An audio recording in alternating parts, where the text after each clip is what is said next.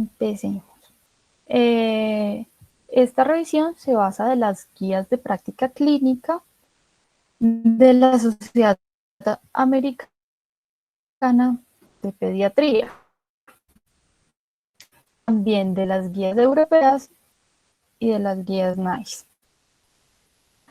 Bueno, empecemos con un pequeño caso clínico que lo vamos a ir resolviendo a partir de toda la charla. Entonces tenemos una niña de 3 meses que es llevada por su madre al servicio de urgencias por un cuadro febril de 3 días, con un pico máximo de 39.2 grados, con un episodio emético sin ningún otro síntoma. ¿Ustedes qué creerían o qué sospecharían o cómo manejarían esa niña?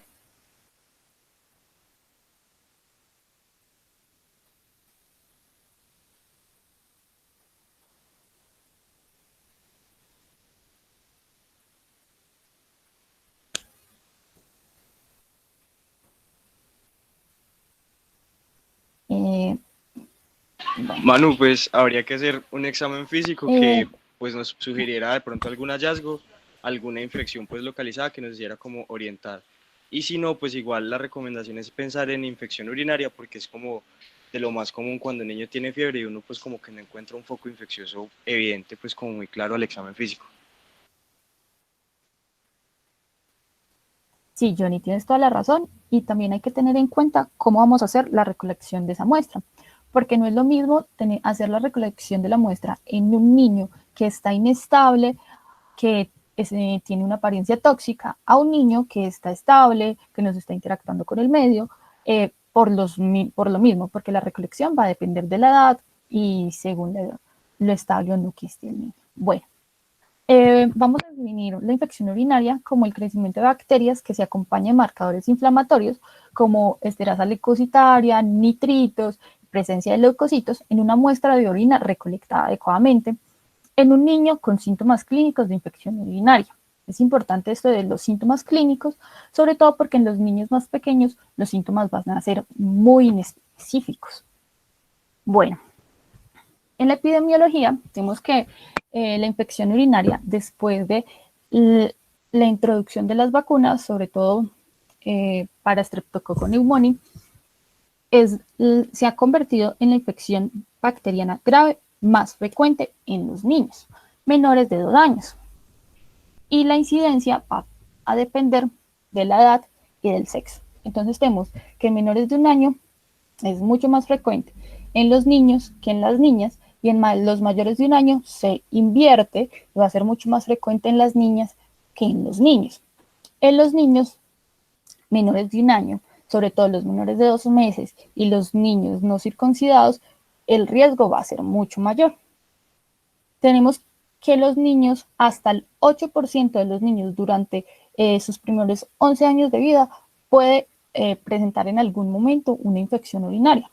Tener en cuenta que hasta el 5% de todas las fiebres sin foco aparente que nos llegan al servicio de urgencias en un niño va a ser causada por una infección urinaria.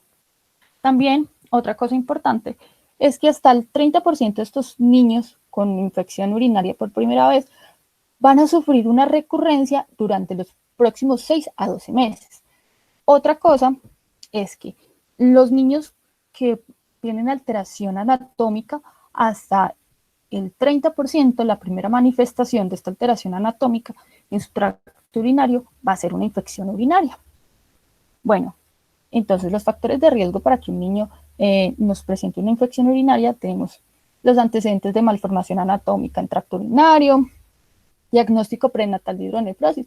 Por eso siempre es importante preguntarle a la madre cuántos controles prenatales hizo, cuántas ecografías, y si en esas ecografías en algún momento se presentó alguna anormalidad, la historia familiar de reflujo vesicoureteral o de enfermedad renal crónica, el retraso pontoestatural, porque también puede ser una manifestación, la disfunción del tracto urinario inferior o estreñimiento, una historia de infección urinaria previa, episodios recurrentes de fiebre sin foco claro, porque pueden haber sido infecciones urinarias no diagnosticadas, instrumentación de la vía urinaria.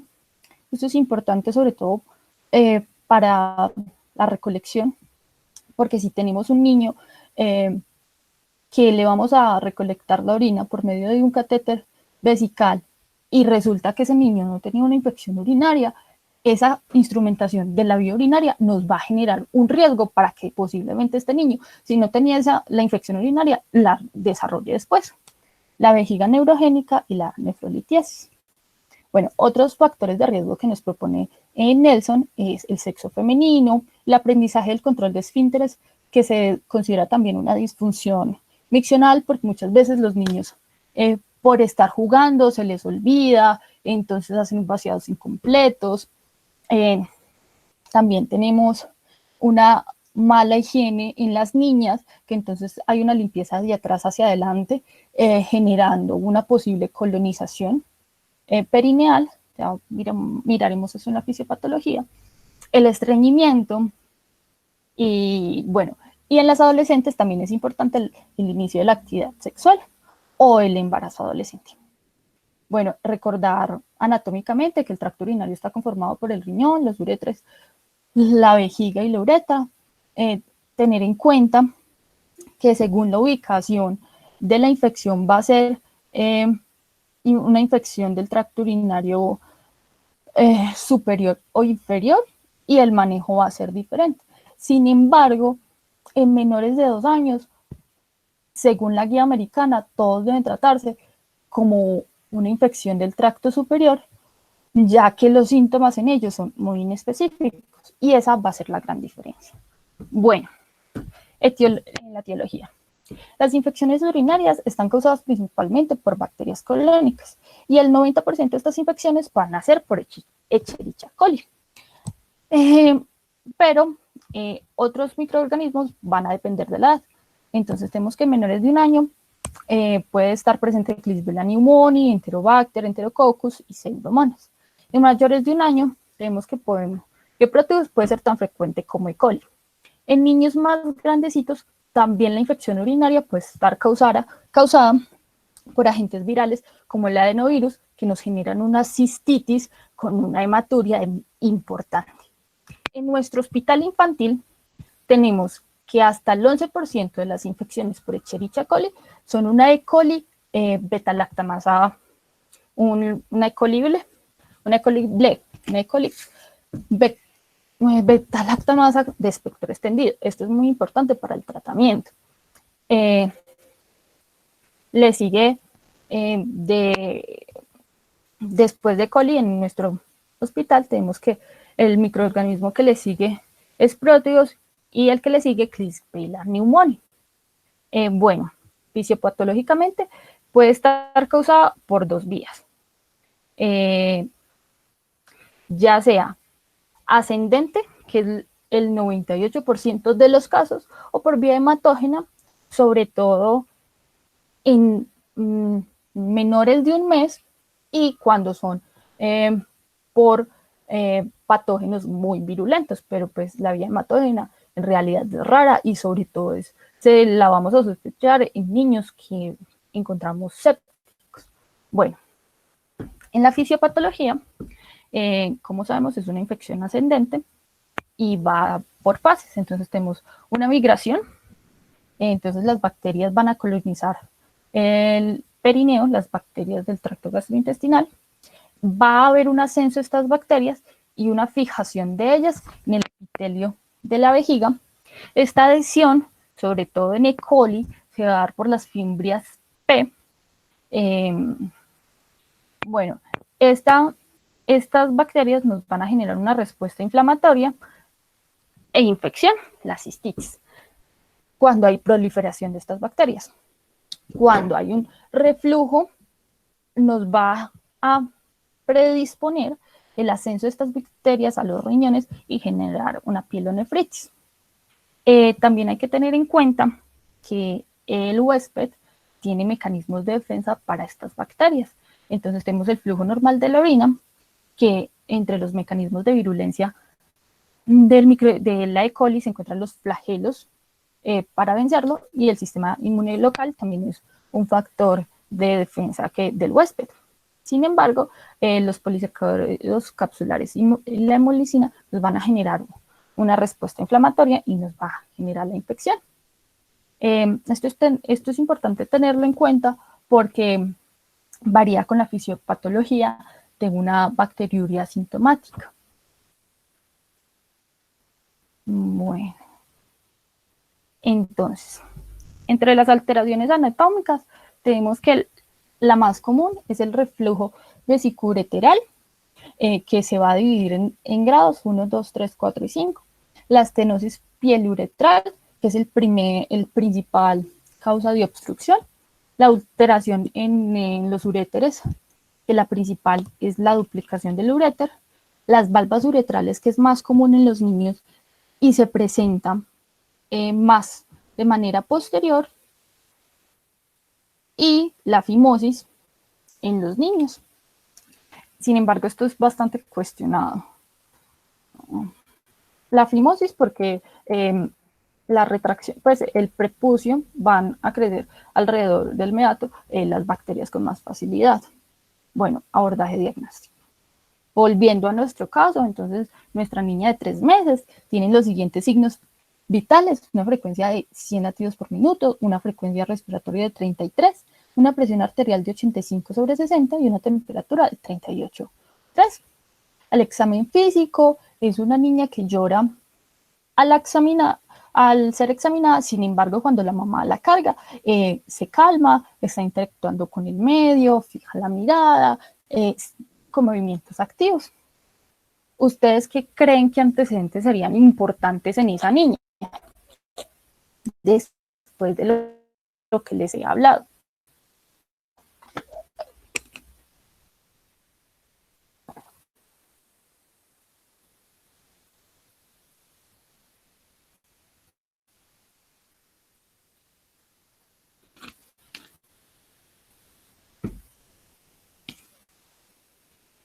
Bueno.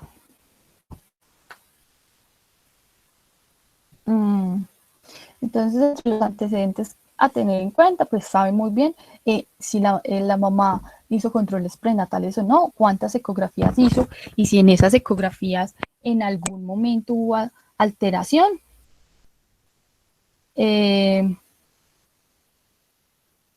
Al examen físico ya les voy a decir qué es lo más importante buscar. Bueno.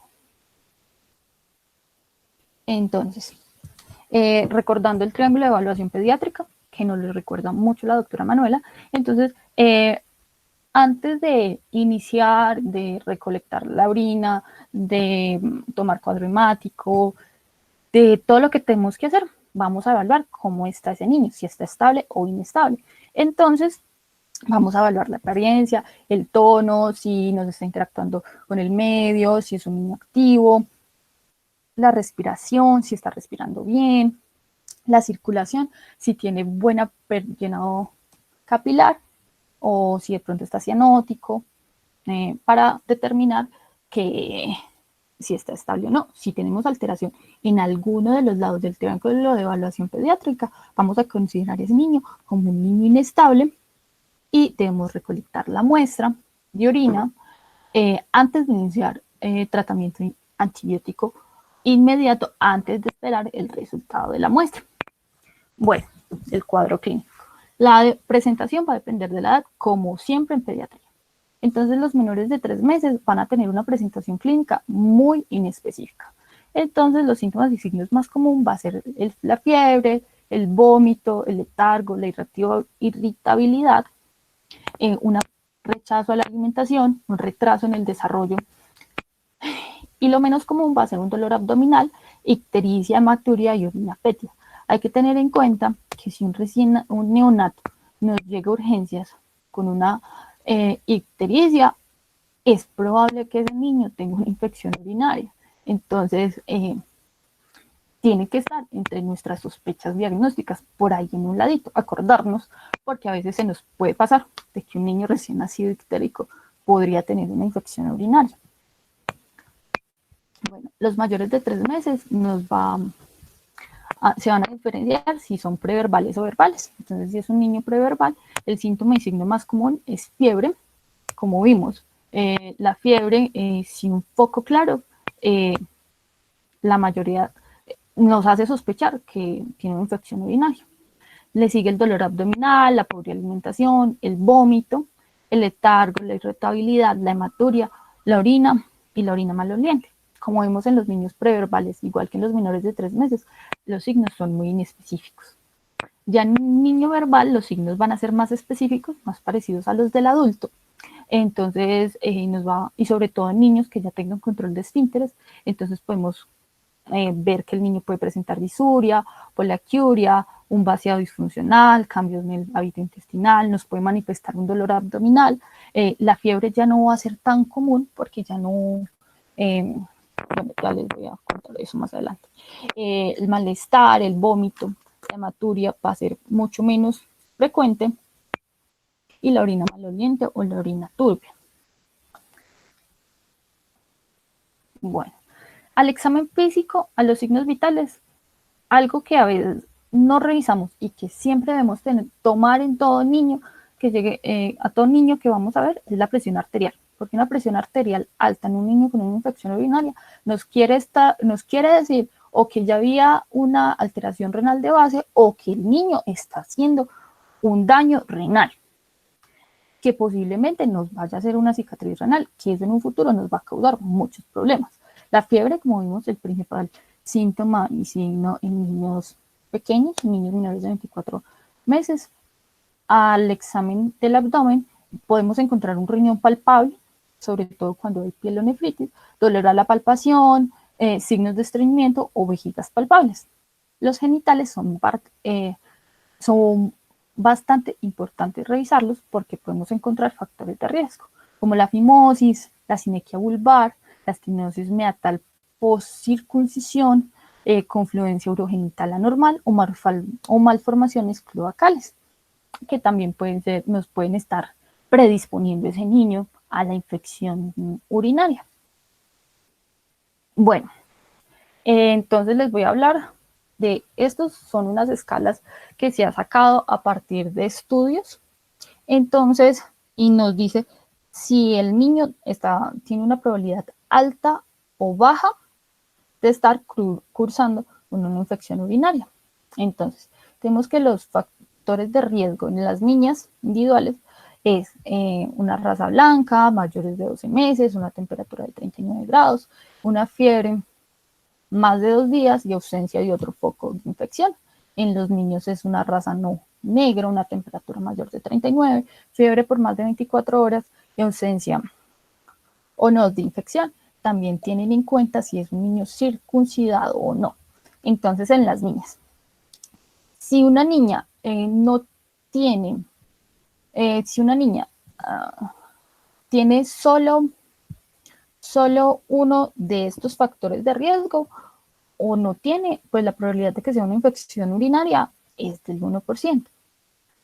Sin embargo, si tiene 2 o más, nos va aumentando el factor de riesgo de que no se esté cursando con una infección urinaria. En los niños es parecido. Y entonces para eso está esta calculadora que ya se las muestro mejor. Entonces, ¿qué pasa?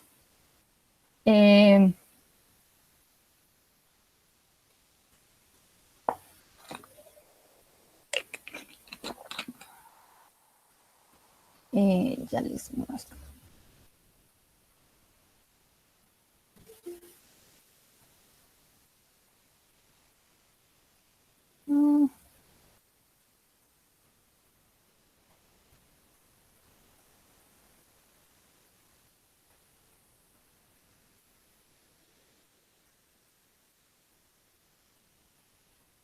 Entonces tenemos aquí la calculadora. Entonces, hagámoslo con nuestra niña. Entonces tenemos que es una niña menor de 12 meses, con una temperatura, ha tenido un pico mayor de 39. Bueno, la raza no nos la dice, entonces vamos acá que no. Es una niña y no tenemos otro foco de fiebre. Entonces le decimos que no. Le damos calcular. Entonces nos dice que la probabilidad es alta. Entonces debemos tomar una muestra de orina. Nos recomienda hacerlo.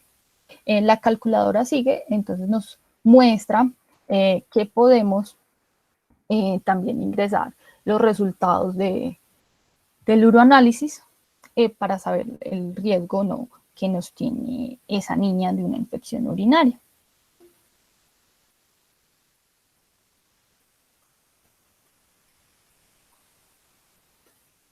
Bueno, ya volvemos a la presentación.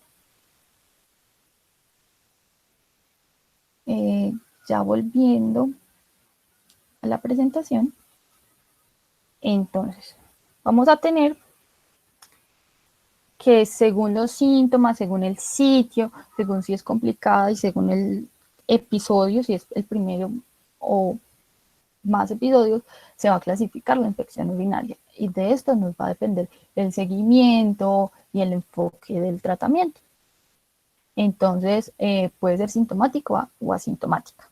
Sintomática, ya vimos que los síntomas pueden ser muy variables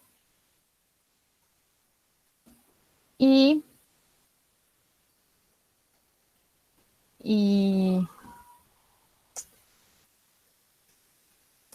bueno, Juan Felipe, no sabría decirte si esa herramienta está validada en adultos. Hasta donde yo sé, lo que encontré es una herramienta que los estudios se hicieron en niños. Entonces, sí, creo que es solo una herramienta pediátrica. Bueno, entonces tenemos,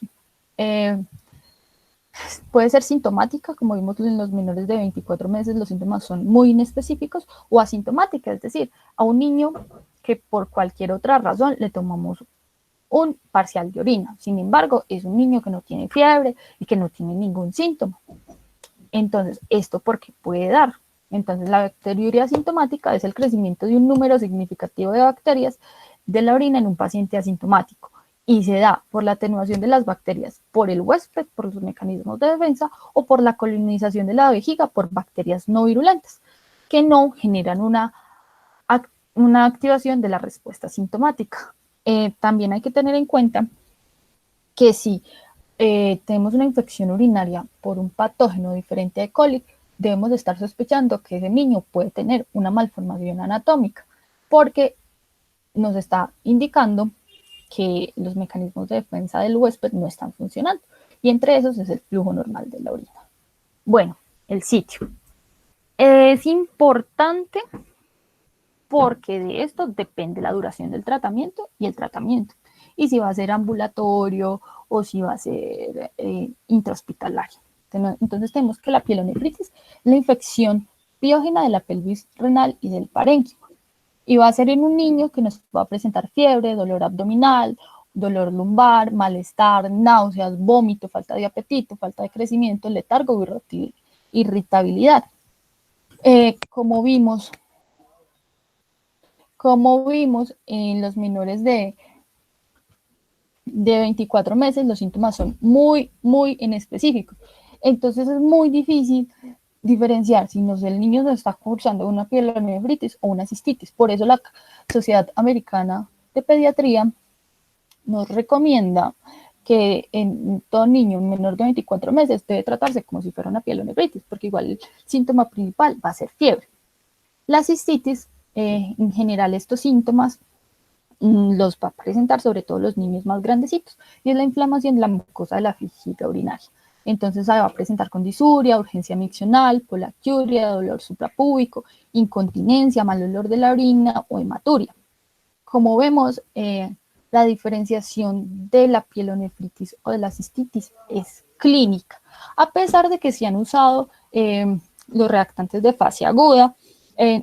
No se recomiendan tomar de rutina porque nos están indicando inflamación y un proceso infeccioso. Sin embargo, muchas veces no son útiles para diferenciar. Entonces, pues por lo menos la Sociedad Americana de Pediatría no la recomienda. Bueno, lo otro, si es una infección urinaria complicada o no, entonces la complicada es aquella que no supe un curso esperado, y en general se puede acompañar de sepsis, de una masa abdominal o vesical, de un flujo urinario escaso, de un aumento de la creatinina plasmática que nos está indicando una falla en el funcionamiento renal, una falta de respuesta al tratamiento tras 48 horas o 72 horas de un tratamiento adecuado, y o infecciones urinarias por microorganismos diferentes a E. coli, como ya les comentaba. Entonces, aquí para hacer la comparación de las dos, una infección urinaria no complicada es aquella del tracto urinario normal, morfológica y funcionalmente, con una función renal normal y un sistema inmune competente, y una infección de vías urinarias bajas. La complicada es en recién nacidos, cuando hay evidencia clínica de pielonefritis, cuando hay obstrucciones mecánicas funcionales o cuando hay alteraciones en ese tracto urinario. Bueno, estos son los factores de riesgo para que un niño haga una infección urinaria con una enfermedad subyacente grave. Entonces, una infección urinaria previa, fiebre recurrente de origen desconocido por lo que les comentaba, pueden haber sido infecciones urinarias maltratadas, alteración renal diagnosticada prenatalmente, antecedentes familiares de reflujo vesiculoenteral o enfermedad renal, estreñimiento, inyección disfuncional, lesión medular por el riesgo de vejiga neurogénica, retraso en el crecimiento y la hipertensión. Otro importante es según el episodio. Entonces, la infección urinaria recurrente puede ser 2 o más episodios de pielonefritis, o un episodio de pielonefritis con 1 o más de cistitis, o 3 episodios de cistitis. Esto, en los 2 primeros en el transcurso de 6 meses, o los 3 episodios de cistitis en el transcurso de 1 año. Los exámenes diagnósticos. ¿Ustedes qué le pedirían a la niña del caso clínico?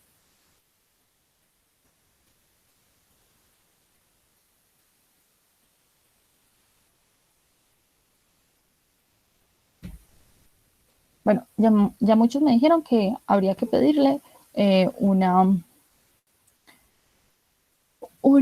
me habían dicho que había que pedirle, Johnny me había dicho que había que pedirle un uroanálisis, pero no solo eso.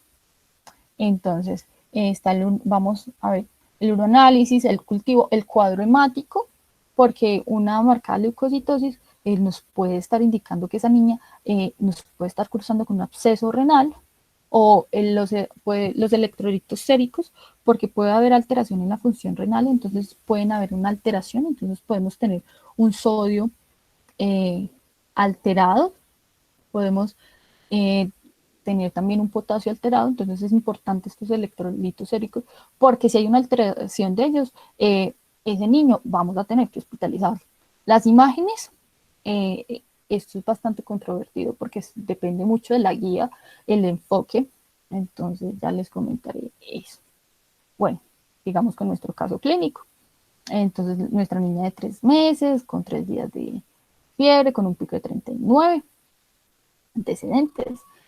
¿Cómo harían la recolección de la muestra en esta niña? Teniendo en cuenta que es una niña estable, con un examen físico normal, que tiene 3 meses.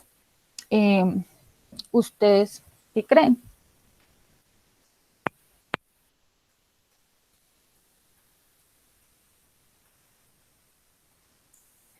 Bueno, como vimos, es una niña de alto riesgo de tener una infección urinaria, y tienen toda la razón. Lo ideal sería una sonda vesical.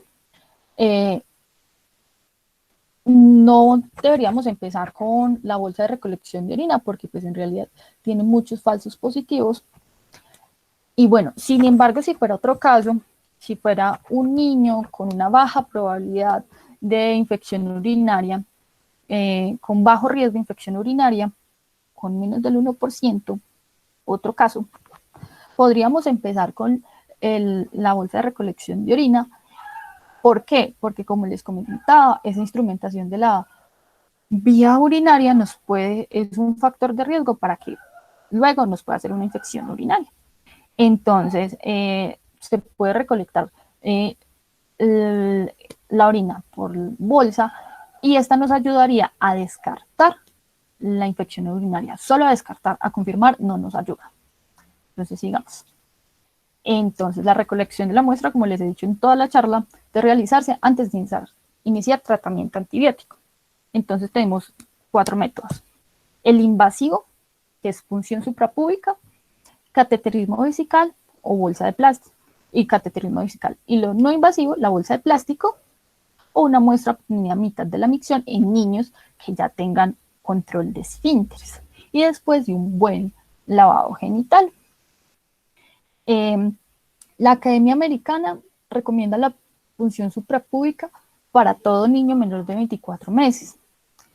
Sin embargo, en nuestro medio es bastante difícil porque lo ideal sería que fuera guiada ecográficamente, pero no siempre vamos a tener a nuestra disposición ecografía y porque tiene su técnica, que ya se las voy a mostrar. Entonces, siguiendo. Entonces, el chorro miccional limpio en los niños que ya tengan un control de esfínteres. En la bolsa adhesiva, como vimos, tiene falsos positivos muy elevados y solo nos sirve cuando es negativo. En realidad, para urocultivo, ninguna de las guías lo recomienda porque pueden crecer más de un solo microorganismo. Entonces, en realidad, ellos dicen, si usted le tomó una muestra de orina por bolsa adhesiva, tome otra, ya sea por cateterismo vesical o por punción suprapúbica. En general estamos más acostumbrados al cateterismo vesical, tenemos más acceso a él y puede ser menos traumático que la punción suprapúbica. También, según la recolección de la orina, pues nos va a determinar cuándo es el urocultivo positivo. Entonces, por lo menos con punción suprapúbica, cualquier crecimiento de gérmenes ya se considera positivo el cultivo. Bueno, entonces la punción suprapúbica se las quiero traer porque un poco hablamos de ella. Es un procedimiento estéril que implica el uso de una aguja para aspirar orina directamente de la vejiga. Las indicaciones absolutas, es decir, en un niño que no vamos a poder hacer un cateterismo vesical, entonces es un niño que tiene fimosis, una niña con sinequia vulvar, una infección genital o anomalías genitales. ¿Cuándo está contraindicado? Cuando ese niño nos presenta deshidratación, cuando tenemos una vejiga no palpable, cuando sospechamos obstrucción intestinal. Entonces les voy a mostrar un pequeño video.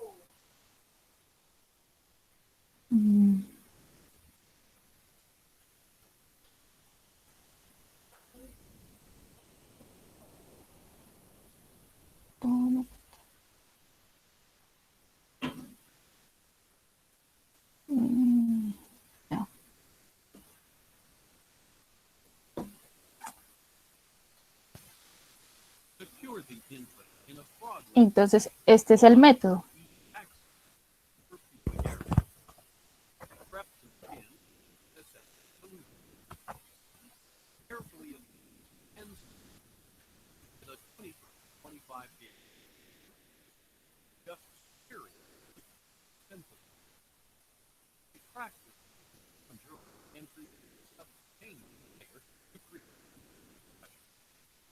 Typically, insert the needle centimeter. Once you enter the urine, when you obtain an adequate sample, draw the needle and apply pressure. Send the specimen to the lab.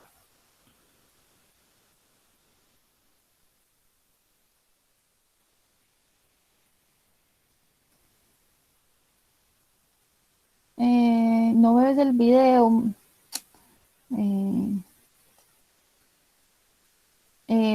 Bueno, lo voy a volver a pasar. Wait. Bueno, aquí me dicen que hay gente que sí lo vio. Igual,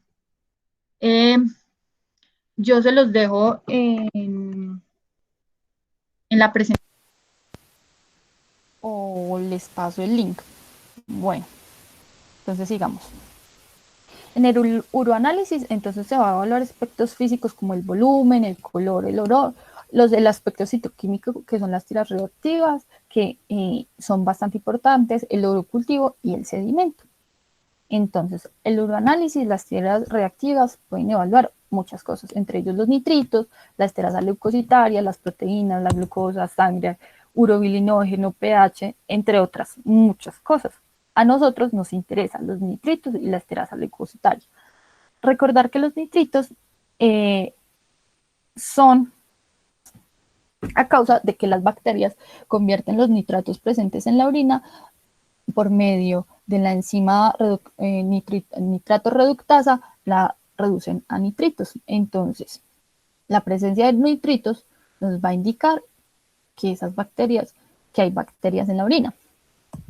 El problema es que las bacterias, para producir estos nitritos, van a necesitar más o menos 4 horas. Entonces, que los nitritos salgan negativos no nos descarta una infección urinaria. Sin embargo, si los nitritos están positivos, es muy probable que sea una infección urinaria. Entonces, si tenemos nitritos y esterasa leucocitaria positiva, entonces quiere decir que es muy probable que tengamos una infección urinaria, casi que lo podríamos tener el diagnóstico. Si tenemos nitritos positivos, como vimos, tiene una especificidad alta, y una esterasa leucocitaria negativa es probable.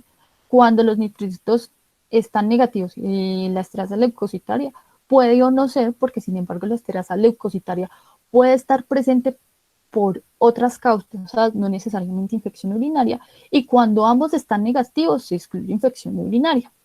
Esto es importante, sobre todo en el contexto de si recogimos una muestra de orina a partir de una bolsa. Bueno, también en el uroanálisis está el resultado microscópico.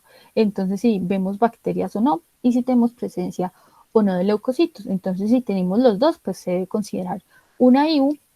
Si solo tenemos bacteriuria y piuria negativos, las guías NICE nos dicen que deberíamos considerar una infección urinaria. Sin embargo, para la Sociedad Americana nos dice que si tenemos una bacteriuria positiva y no hay presencia de leucocitos, es más probable que sea una bacteriuria asintomática. Sin embargo, tenemos que correlacionar todo con el contexto clínico de nuestro paciente.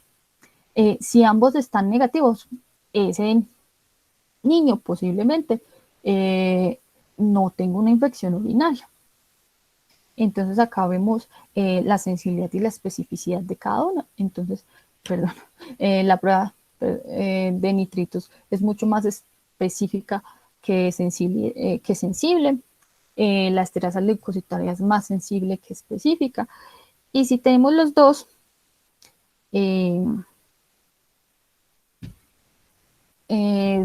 vemos que la sensibilidad es bastante alta.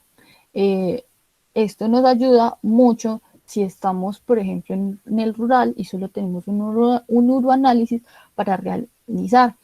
¿Por qué? Porque las guías nos recomiendan que el diagnóstico idealmente debe ser con cultivo, pero como vemos, nosotros posiblemente en un primer nivel no vamos a tener acceso a cultivos o posiblemente se nos demore mucho, mientras que un uroanálisis lo vamos a poder tener acceso a él fácilmente y vamos a tener unos resultados relativamente rápidos para poder manejar a este niño.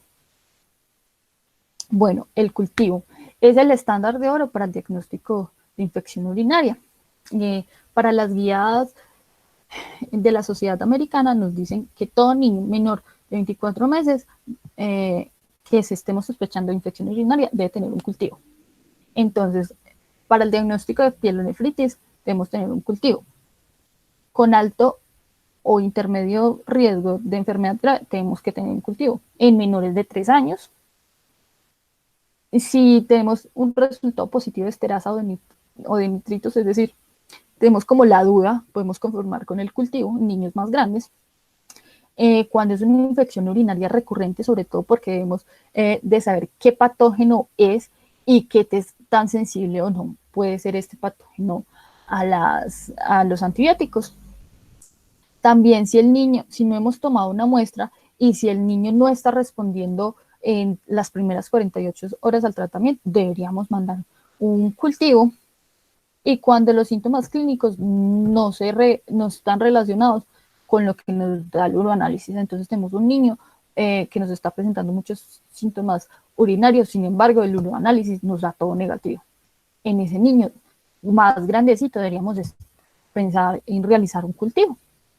Estas son las indicaciones de cuando podemos considerar un urocultivo positivo, entonces, según la muestra, según la recolección de la muestra. Entonces, si tenemos que fue por punción suprapúbica, con el mínimo crecimiento por unidad de colonias, unidad formadoras de colonias, podemos ya considerarlo positivo. Cuando es por catéter, entre 1000 y 50.000 unidades formadoras de colonia, y si ya es por micción espontánea, ya sube entre 10.000 y 100.000 unidades. Bueno, seguimos con nuestro caso. Y esto fue lo que nos dio. Inicialmente, recolectaron la orina por bolsa perineal, como dio positiva, no nos sirvió, entonces necesitábamos otra muestra. Y estos son los resultados. ¿Ustedes qué dicen? ¿Eso nos confirma o no el diagnóstico?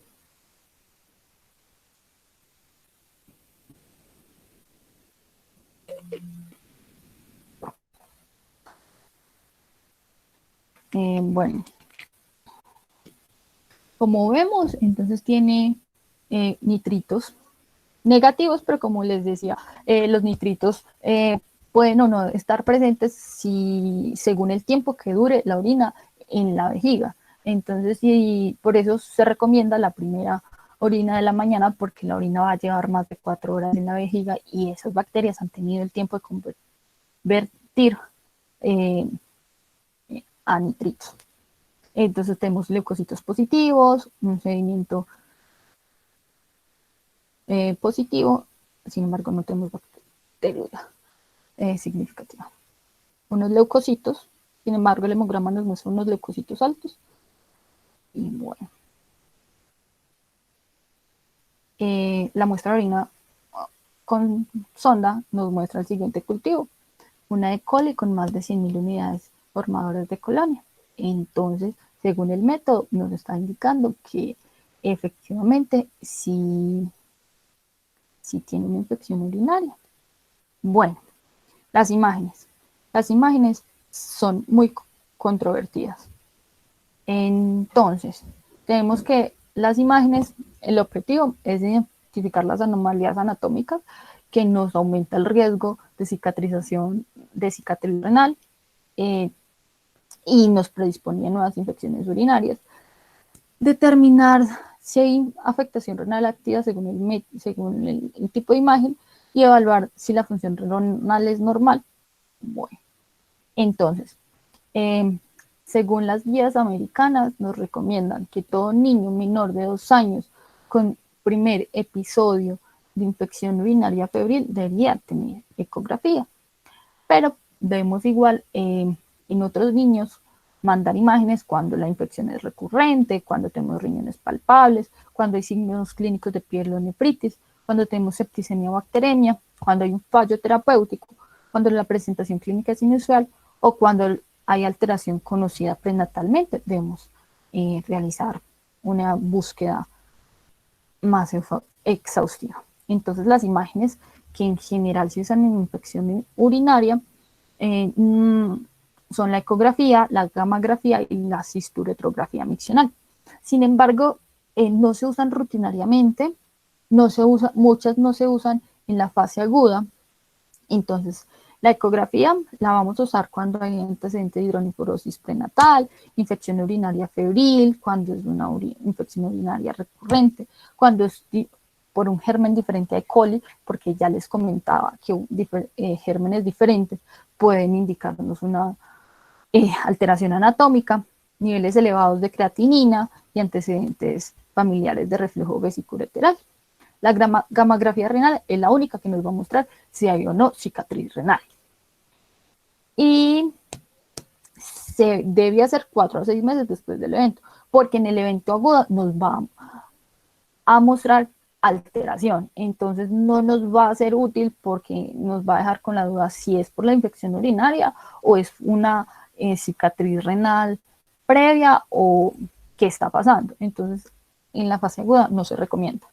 La cisturotrografía es el principal método para el diagnóstico de reflujo vesiculolateral cuando hay sospecha de valvas uretrales, en niños con infección urinaria recurrente, disfunción miccional, hallazgos sobre todo se manda después de hallazgos alterados en la ecografía o en antecedentes de reflujo vesiculolateral. Antes a todo niño se le mandaba ecografía y cisturotrografía miccional. Sin embargo, las guías han cambiado y por la alta exposición a radiación que tiene la cisturotrografía ya no se recomienda tanto y solo se recomienda en situaciones muy específicas. Eso sí, la ecografía también depende según la recomendación de la guía. Entonces aquí tenemos una ecografía renal en la que se ve un absceso perirenal. Este es una cisturotrografía y esta es la gammagrafía. Bueno, estas son las recomendaciones de la guía NICE. Entonces nos dice que los niños menores de 6 meses, todo niño debe tener en las siguientes 6 semanas la infección urinaria, una ecografía. Siempre y cuando responda bien al tratamiento. Si no está respondiendo bien al tratamiento entre las primeras 48 a 72 horas, deberíamos tomarle una ecografía a ese niño. O si es una infección recurrente. Como les decía, no se recomienda la gammagrafía en la fase aguda, sin embargo se puede hacer después. En los niños de 6 meses a 3 años, si está respondiendo bien al tratamiento y no conocemos alteraciones, pues no se recomienda ninguna imagen, a menos de que esté cursando por una infección atípica o por una infección recurrente. Y en niños mayores de 3 años, lo mismo, solo se recomienda la investigación o el seguimiento con imágenes cuando es una infección atípica o una infección recurrente. Bueno, y esto es lo que nos recomienda la guía europea. Entonces, el primer episodio febril de un niño debe realizarse una ecografía, tanto de vía urinaria baja como alta. Si no tenemos hallazgos patológicos y es un niño mayor al año, debemos excluir, por ejemplo, que esté cursando con un estreñimiento. Si es una niña, debemos excluir reflujo vesiculolateral y podría ser con una cisturotrografía. Si tenemos sospecha de reflujo o de pielonefritis, nos recomienda también hacer o una gammagrafía o una cisturotrografía. Y cuando tenemos dilatación del tracto, que puede ser una complicación, podemos también monitorear la respuesta al antibiótico y también nos manda a evaluar la función del tracto renal con la cisturotrografía. Otra cosa importante, en general nos recomiendan la ecografía en la fase aguda de la infección porque nos puede dar falsos positivos. Entonces, durante la infección, en el riñón pueden presentarse dilataciones y creer que el niño tiene una hidronefrosis, cuando no, es solo por la infección. Entonces, lo que recomiendan es que es a las 6 semanas. Se hace la ecografía de manera aguda cuando ese niño no nos está respondiendo bien al tratamiento y pueda estar cursando por un absceso renal, por ejemplo. El tratamiento. Bueno, antes de seguir con el tratamiento, ¿ustedes qué le mandarían a esa niña?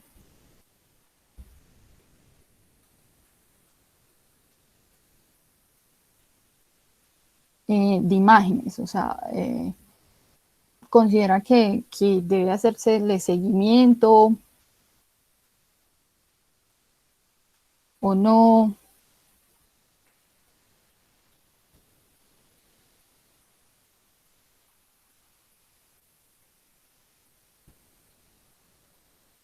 Bueno, sigamos. El tratamiento. Los objetivos son eliminar la infección aguda, prevenir complicaciones, reducir la probabilidad de daño renal. Entre más rápido se instaure el tratamiento, menor va a ser el riesgo de cicatriz renal. Se encontró en un estudio que si el tratamiento se inicia entre las primeras 48 horas antes del inicio, las primeras 48 horas después del inicio de los síntomas, se reduce importantemente, casi en un 70% más, la probabilidad de que ese niño nos haga un daño renal. Bueno, tratamiento. Va a depender si ese niño lo vamos a hospitalizar o no, y va a depender si es una infección complicada o no, y si es del tracto superior o inferior. Entonces, vamos a hospitalizar en todo niño menor de 3 meses, en el niño que no luzca tóxico, que no esté tolerando la vía oral, que tenga alteraciones electrolíticas o de la función renal, malformaciones del sistema urinario, porque puede ser un patógeno diferente de coli, antecedentes de inmunodeficiencia primaria, sospecha de mala adherencia al tratamiento. Entonces, es decir, que no creemos que la mamá le vaya a dar correctamente el antibiótico, entonces preferimos hospitalizarlo. Eso siempre se debe hospitalizar. También se debe considerar hospitalizar en fiebre elevada en pacientes de 3 a 6 meses de edad, persistencia de la fiebre tras 48 horas de manejo, es decir, una falla terapéutica, factores de riesgo de germen no habitual, infecciones urinarias febriles a repetición o con elevación importante de las reactantes de fase aguda, porque cuando uno tiene elevación importante podría estar cursando con una pielonefritis. Bueno, la vía de administración puede ser oral o parenteral, entonces la parenteral va a ser en general en los niños hospitalizados y va a ser según la edad, menor de 3 meses o la sospecha clínica de urosepsis, la gravedad de la enfermedad, si hay rechazo de la vía oral, si hay vómito y diarrea y si es una IBU complicada. En general, recomiendan iniciar con parenteral y si hay una buena respuesta entre las 48 y 72 horas, se puede hacer el cambio a una vía oral y se podría seguir ambulatoriamente según la respuesta. Entonces, es el tratamiento que en general se usa en el hospital infantil cuando se debe hospitalizar un niño. Entonces tenemos un niño con infección urinaria febril, el primer episodio, sin signos de sepsis, pero que debemos hospitalizar, debemos iniciar. Podemos iniciar con amicacina o con cefazolina o cefuroxime, según lo que nos diga el cultivo, según lo que nos diga el antibiograma. Entonces, a estas dosis, entonces la amicacina 15 miligramos kilogramo día cada 24 horas intravenoso, sino que se debe tener cuenta la función renal. Cuando tenemos una pielonefritis sin factores de riesgo para pseudomonas, entonces nos recomiendan ertapenem, meropenem cuando tenemos un niño con urosepsis a 120 miligramos kilogramo día cada 8 horas, y piperacilina tazobactam o cefepime cuando tenemos una pielonefritis aguda en pacientes con factores de riesgo para pseudomonas aeruginosa. Es importante porque las guías recomiendan antibióticos diferentes. Sin embargo, estos antibióticos son, según lo que se ha encontrado, las bacterias más frecuentes y la resistencia más frecuente en el hospital infantil. Eso va a variar mucho según de comunidad en comunidad. Entonces también es importante tener en cuenta eso. Estos son los medicamentos que nos recomienda la guía americana para empezar de manera parenteral. Entonces, entre ellos tenemos ceftriaxona a 75 miligramos kilogramo cada 24 horas, o cefotaxime, o a 150 miligramos kilogramo por día, dividido en 3 a 4 dosis, o gentamicina de 7.5 miligramos kilogramo por día, dividido en 3 dosis. Como les decía, y todas las guías son enfáticas en ello, la terapia antibiótica va a depender mucho de la resistencia del medio en el que estemos trabajando. Ya para los medicamentos ambulatorios podemos usar cefalexina, esto es lo que nos recomienda la guía del hospital infantil. Cefalexina, una dosis de 60 miligramos kilogramo día, cuando es una infección urinaria baja, o cuando se hace, se desescala del esquema intravenoso a oral, puede seguir hospitalizado, pero pues ya con un antibiótico oral. La nitrofurantoína puede usarse tanto profilaxis como infección urinaria en una dosis de 5 miligramos kilogramo día, 4 veces al día, y no se debe usar en neonatos. Estos son los antibióticos que nos recomienda la Sociedad Americana para el tratamiento oral y ambulatorio. Bueno, sigamos. Sin embargo, por lo menos en nuestro medio, la resistencia a trimethoprim-sulfa es importante, entonces pues no podríamos usarla.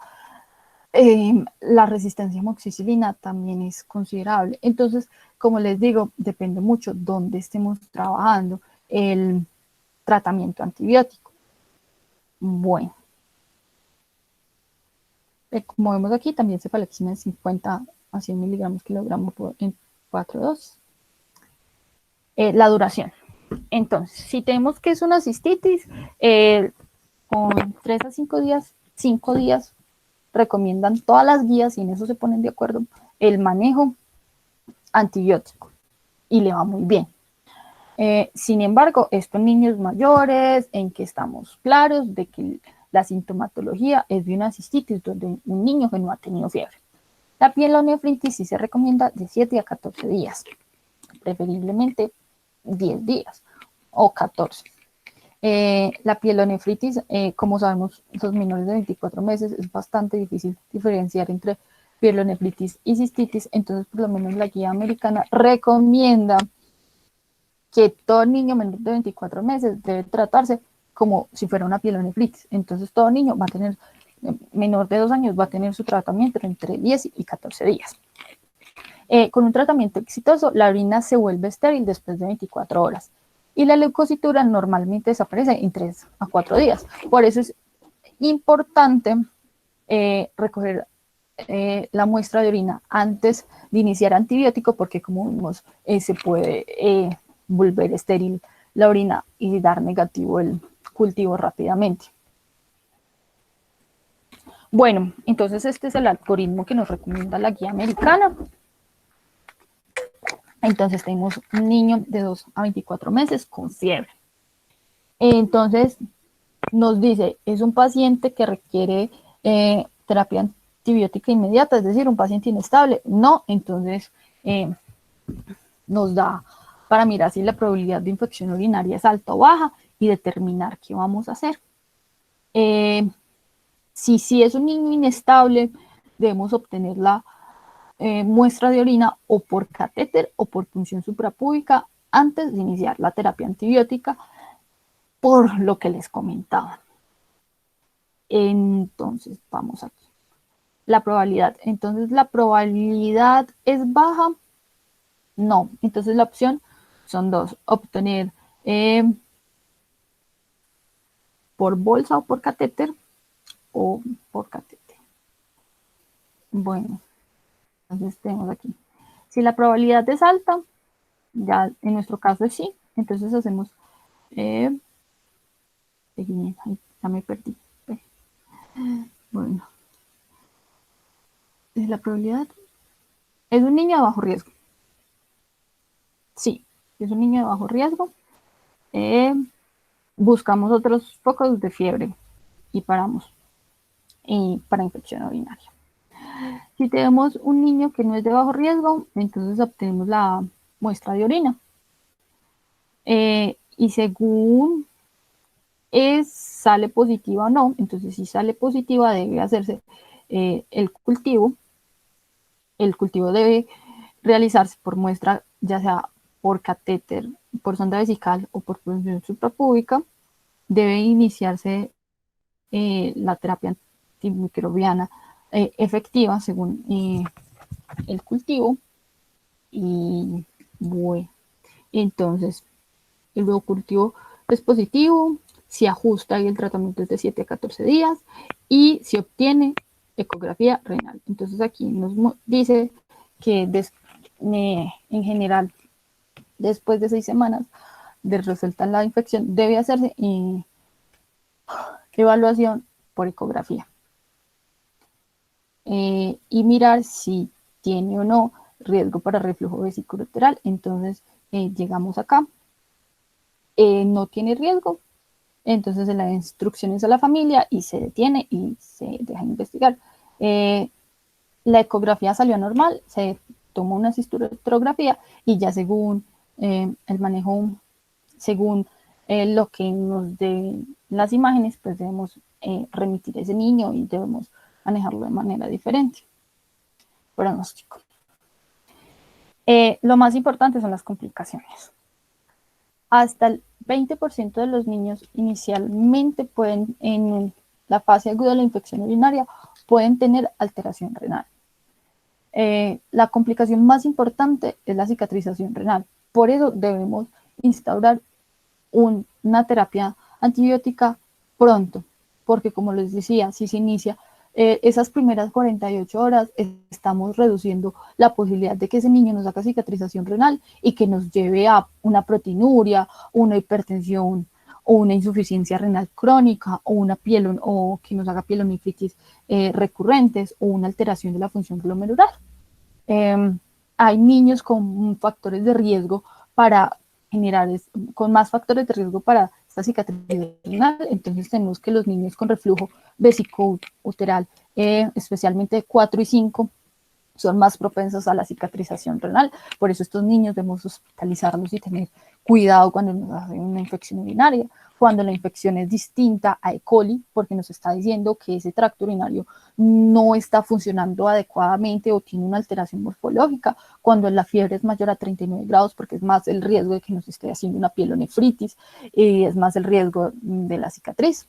La ecografía normal del tracto urinario, una proteína C reactiva más de 40 miligramos por litro, que nos está como orientando a que es una pielonefritis, y retraso en el inicio del tratamiento con antibióticos. Por eso es tan importante, se los digo, empezar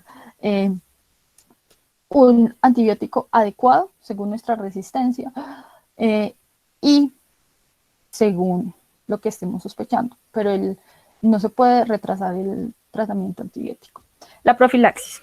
Es bastante controvertido la profilaxis. Hay muchas guías y muchas sociedades dicen que no, no y no. Sin embargo, se ha encontrado que en niños con reflujo 4 y 5, sobre todo en reflujo de 4 y 5, previene las recurrencias y previene la cicatriz renal, que ya vemos que son propensos a ello. Sin embargo, el riesgo de la profilaxis es que estos niños, cuando nos hagan una infección urinaria por el cambio de esa flora bacteriana, pueda presentarnos con un microorganismo resistente. Entonces hay que tener mucho cuidado, además porque el seguimiento debe ser importante y la adherencia al tratamiento. No sabemos qué tan juiciosas van a ser esas familias en darle ese antibiótico profilácticamente. Entonces, cuando es un reflujo 3, grado 3, tenemos que sopesar riesgo-beneficio. 4 y 5, sobre todo el 5 sí, el 4 igual. También, cuando un niño nos está haciendo infecciones urinarias recurrentes febriles, se puede instaurar una profilaxis antibiótica hasta que se completen los estudios de imágenes o de función renal pertinentes, o hasta que se sueltan las infecciones urinarias recurrentes febriles, pues también es una opción de profilaxis. En bacteriuria sintomática no se da profilaxis, no se trata, porque aumenta el riesgo de que posteriormente nos haga una infección con un microorganismo resistente. Entonces, pues la bacteriuria sintomática puede resolver entre 4 semanas o 7 meses. Entonces, tampoco se recomienda hacer seguimiento a la bacteriuria sintomática. En general, resuelve sola sin antibiótico. Estos son los antibióticos para profilaxis. La nitrofurantoína, como les comentaba ahora, es de los más usados, 1 miligramo kilogramo día. También el trimethoprim sulfa, sino que como sabemos en nuestro medio, pues la resistencia es importante, entonces pues eso pesar también, según la resistencia que conozcamos, que le vamos a mandar a ese niño de profilaxis. La profilaxis, pues como les digo, es bastante controvertida, no las guías se contradicen mucho. Y en general la recomiendan entre 6 a 12 meses. Como les decía, siempre y cuando tengamos la seguridad de que esos padres van a ser juiciosos y le van a dar la profilaxis diaria.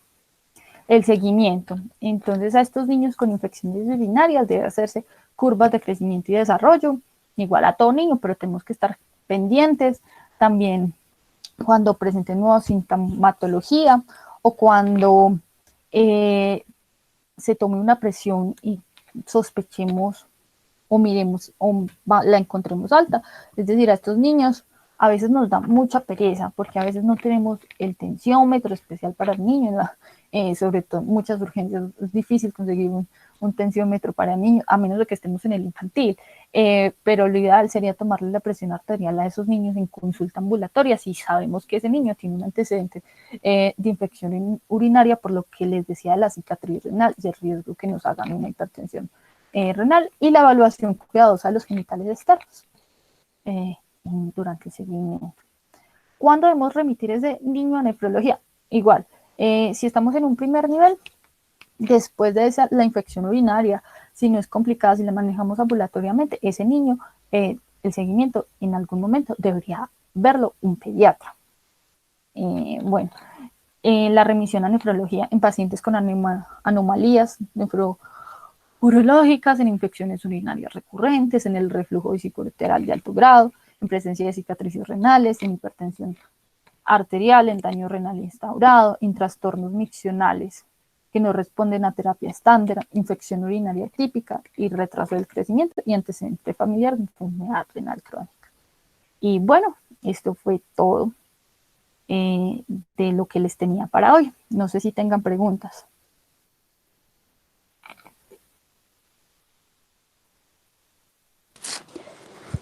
Yo quiero hablar.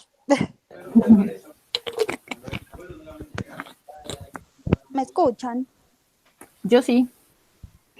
Bueno, pues primero que todo, felicitar a Manuela por la excelente revisión que realizó, realmente súper completa. Me pareció que tenías como toda la evidencia disponible con respecto pues al diagnóstico y tratamiento de infección de vías urinarias en los pacientes pediátricos, principalmente los lactantes, que se vuelven como un reto en el diagnóstico, como en la mayoría pues de las patologías que puedan presentar. Entonces pues te quiero felicitar porque en serio que hiciste una búsqueda muy amplia del tema. Quisiera como digamos aclarar unas cositas con respecto a lo de las imágenes, que es una de las cosas más controvertidas, lo que tú ponías ahí, eso dependiendo de las guías, pero también depende mucho del contexto donde estemos, ¿cierto?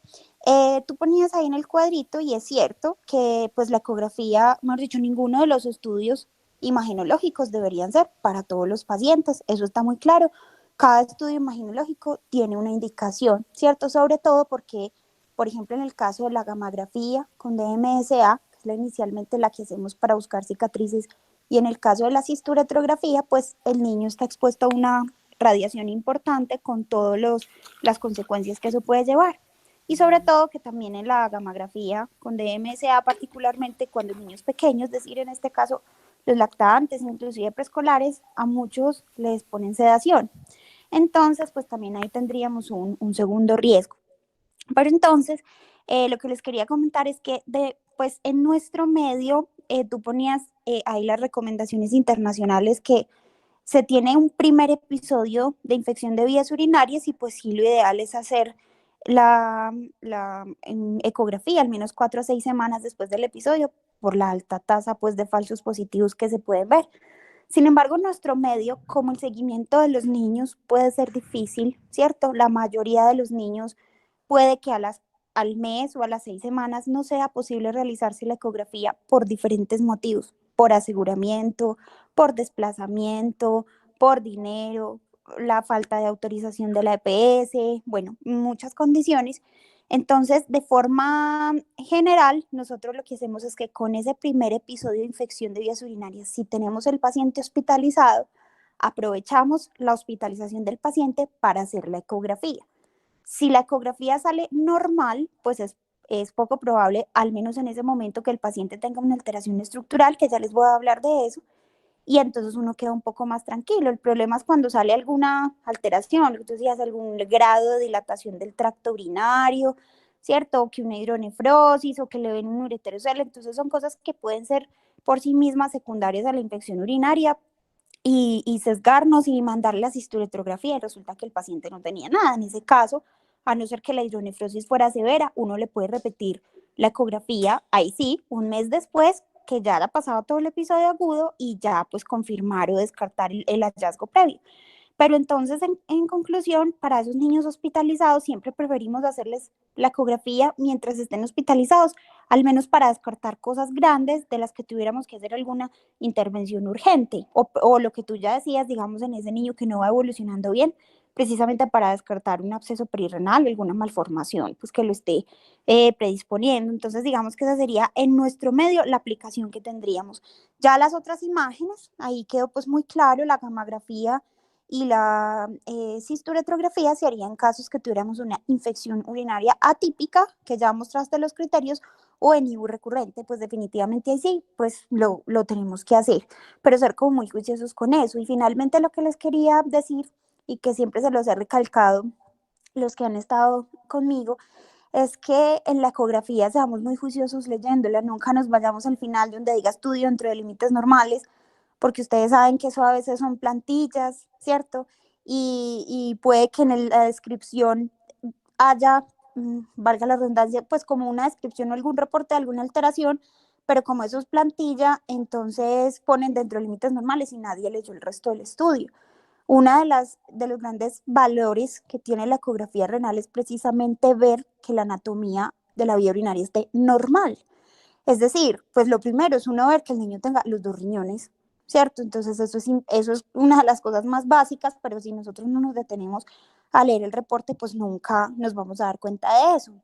Que el niño tenga los dos riñones, si hay simetría o asimetría en los tamaños, cómo están los uréteres, y una de las cosas supremamente importantes es ver la vejiga, porque a veces hay unos niños que tienen predisposición a desarrollar infección de vías urinarias porque haya retención urinaria, ¿cierto? Entonces, por eso las ecografías, uno siempre debería pedirlas en la medición pre y posmiccional, porque entonces en ese caso lo que veríamos si el niño tiene un residuo posmiccional importante, que sabemos que eso se convertiría como en un caldo de cultivo para las bacterias, y entonces ahí empezaríamos a hablar de las vejigas disfuncionales, las vejigas neurogénicas y todas las otras alteraciones. Entonces esto para que los invito, seamos juiciosos en leer esos reportes, no es irnos a la conclusión y ya, no, miremos cómo está esa vejiga, miremos cómo están los riñones, los tamaños de los riñones, en toda la literatura habla de acuerdo a la edad cómo debería ser el tamaño renal, entonces son como ese tipo de cosas, ser un poco más críticos con los reportes de las ecografías y si nos queda alguna duda, pues repetirla, ¿cierto? Entonces digamos que eso era como lo que quería aclarar, pero pues de resto me pareció una muy excelente revisión. Muchas gracias, doctora, por los apartes. Muchas gracias a todos por estar presente. Igual les paso la presentación, igual quedó todo grabado y ya siempre es un gusto compartir con ustedes.